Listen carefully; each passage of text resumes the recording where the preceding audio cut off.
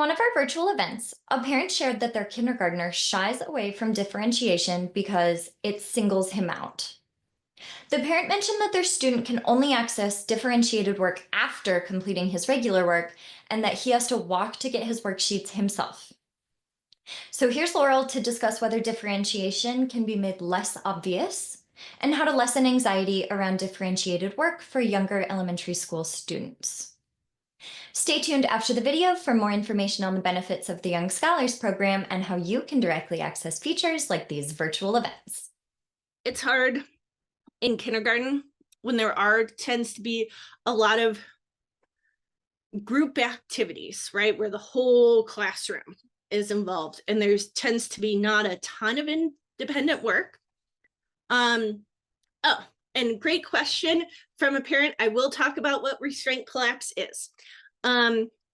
So first going with differentiation, then we're going to talk about restraint collapse.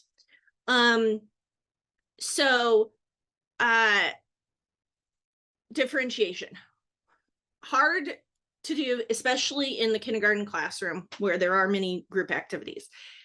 If your kindergarten classroom uses stations at all, that can be one place where differentiation can occur, and just like everybody's moving from station to station and then your student gets something different at stations. But that really comes down to how the individual kindergarten teacher is organizing things. Differentiation in the kindergarten classroom is typically pretty challenging to not have other kids notice because of how most kindergarten classrooms run.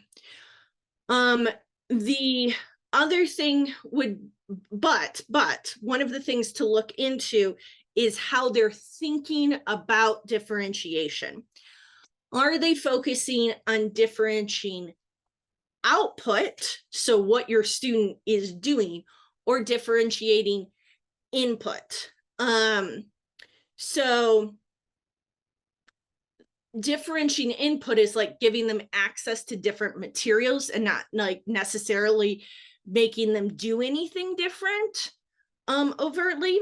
And I'm going to type in a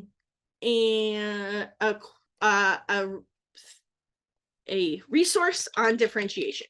Ian Bird, he is a former gifted education teacher, and he writes a lot on what like good differentiation actually looks like.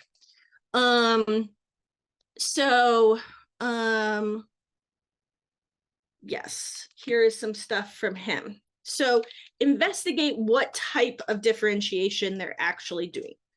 Then let's talk about restraint collapse. Restraint collapse is what happens when your student keeps themselves together all day, is regulating super hard all day because they are bored.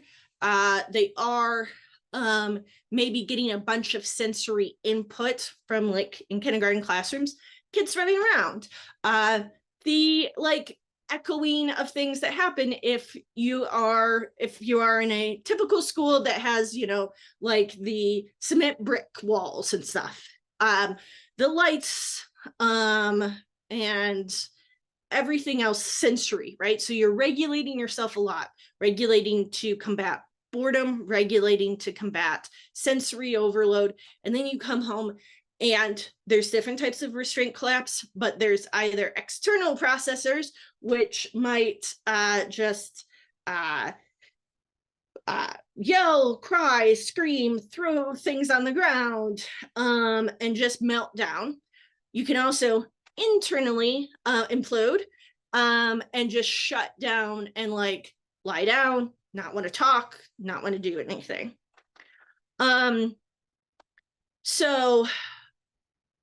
How to help with restraint collapse?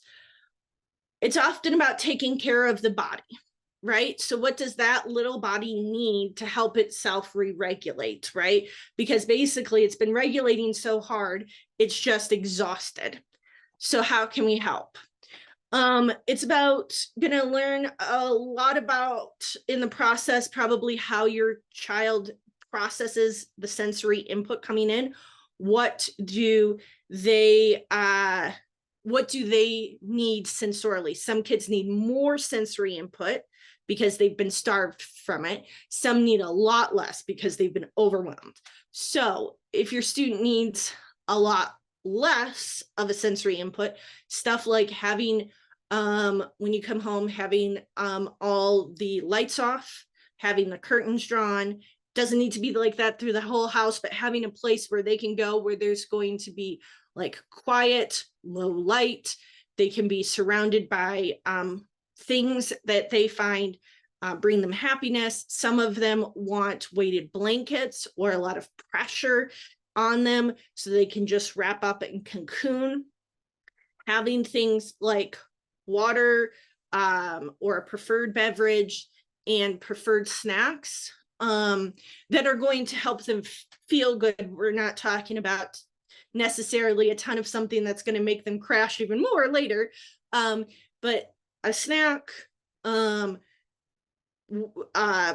kids that need like less stuff, sometimes weighted blankets, low lights, places where they can just go and decompress. And some kids need a long time in that environment. If they need more sensory input, that might look like loud music, bright lights, time to run around outside, swinging, trampolining, climbing are things that kids often gravitate towards if they need a lot more of that sensory input. Again, probably water and snacks, but helping them find sensory wise what's going to help them regulate, and taking care of their body with like food, water, movement if that's what they need, rest if that's what they need, tends to help a little bit with restraint collapse. Okay, I'm seeing a little bit more. They agreed to let us send in level appropriate worksheets, but he can only do these after he finished the other boring worksheet. He has to get them himself from the cubby. I think the act of having him walk across the route makes him nervous. Absolutely. He thinks he will get in trouble. Absolutely. Especially since he initially did, if he wants to do something different. Yeah, that's all about differentiating outcome. Like, here's a worksheet, go do some more stuff. Not true differentiation, which needs differentiated input. So that's about changing the materials he's getting access to, like not more worksheets, but like books, material, instruction sort of stuff. Again, hard to differentiate in the kindergarten classroom. I know that differentiation is often touted as like this, we can do it for everyone. You can just do it in the classroom. It's easy peasy. True differentiation takes a lot of time, effort, energy, creativity, and often several people involved in the differentiation to really be super effective. But again, Ian Bird might help with kind of learning more about differentiation and some more educator lingo to use as you're talking to these teachers and advocating for what you want.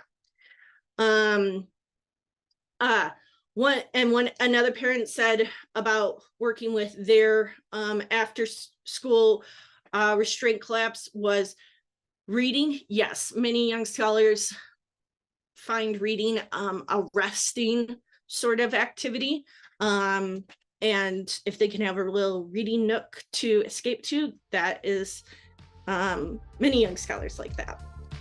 Thank you for watching. Check out the cultivated resources we have on our Davidson Gifted blog linked below. The Davidson Young Scholars Program provides our members with opportunities to connect, engage, and access a range of family services to support them on their profoundly gifted or twice exceptional path. Want to learn more? We host application Q&As for families to learn more about our program, testing requirements, and the application. Visit our website, davidsongifted.org, and find the next available Q&A on the upcoming events tab. Don't forget to like, subscribe, and share your thoughts in the comments.